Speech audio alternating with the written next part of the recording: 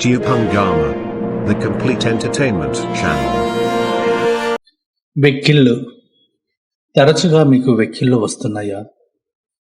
అయితే మీ శరీరంలో ఈ అనారోగ్యం ఉండొచ్చు. సాధారణంగా వెక్కిళ్ళు ఈ క్రింది కారణాల వలన వస్తాయి.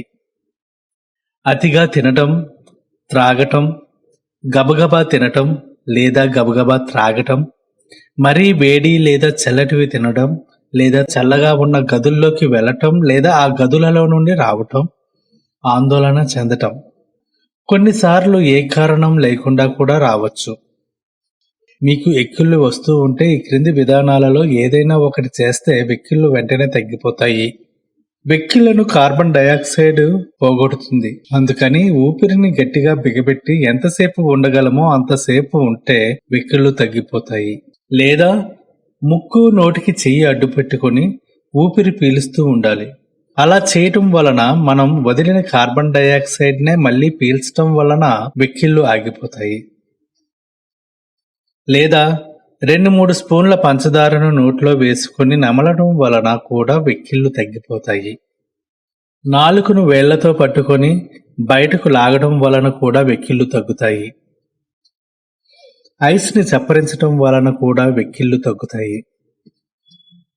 బెల్లకిలా పడుకుని మోకాళ్ళు రెండింటినీ మడిచి ఛాతీ దాకా లాక్కుని నొక్కి పెట్టడం వలన కూడా వెక్కిళ్ళు తగ్గుతాయి. నోట్లో వేళ్లు పెట్టుకొని కక్కుకోవడం వలన కూడా వెక్కిళ్ళు తగ్గుతాయి.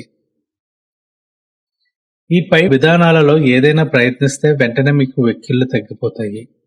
సాధారణంగా వెక్కిళ్ళు కొద్ది నిమిషాలు ఉండి తరువాత వాటికవే తగ్గిపోతాయి.